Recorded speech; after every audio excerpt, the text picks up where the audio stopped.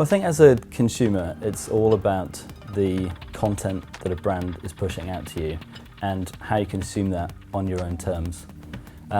The old school of marketing used to be that brands had a very long space of time in which to engage with you and fewer opportunities, but nowadays they have a huge amount of very tiny opportunities with which to engage you. And for a brand, that means they have to get your attention quickly, they have to get on your radar very quickly, and they have to provide a call to action which is suitable for the channel in which that message is being broadcast. Effectiveness is a relative term, and it really depends on what you're trying to achieve through your campaign. So are you trying to get a user to actually buy something, or are you just trying to get them to turn up, view a piece of content, or share a piece of content? All of these are relative, and that's why benchmarks are really important. Well, the biggest mistake that people usually make is creating a piece of content that is broadcast out over multiple channels without any regard as to how a consumer might actually want to engage with it. For instance, it's very easy to fail if you create a piece of long-form content that is sent out to a user who we already know likes to consume content in 30-second blasts, for instance. So I think this comes back to consistency. The user experience should be the same whether a customer is stood in your store or your shop, or using the mobile web, or using the desktop version of your website.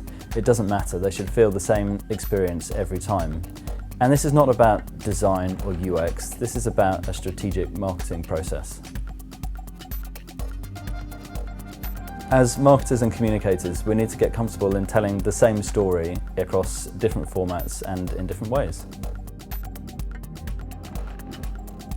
Well, I think there's 4 things you need to remember, and the first of those is discovery, and really that's about research. You've really got to research your audience and make sure you know that the messaging and the content that you're going to create is actually going to resonate with that audience and drive some sort of impact and trigger them to do something.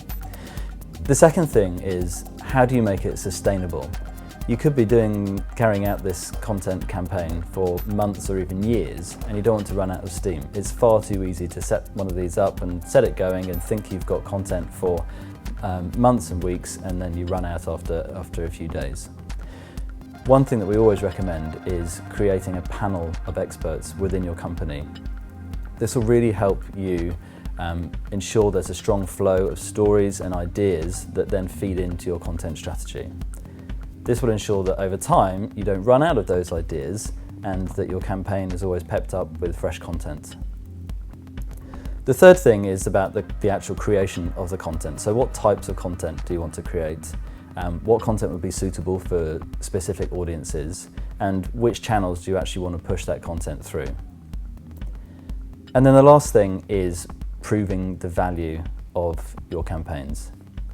So how do you demonstrate a return on investment? How do you set up your measurement effectively so that you can turn around to the business at the end of a campaign and say, hey, this is what marketing has done, this is what communications has done in terms of lead gen and in terms of driving a business outcome.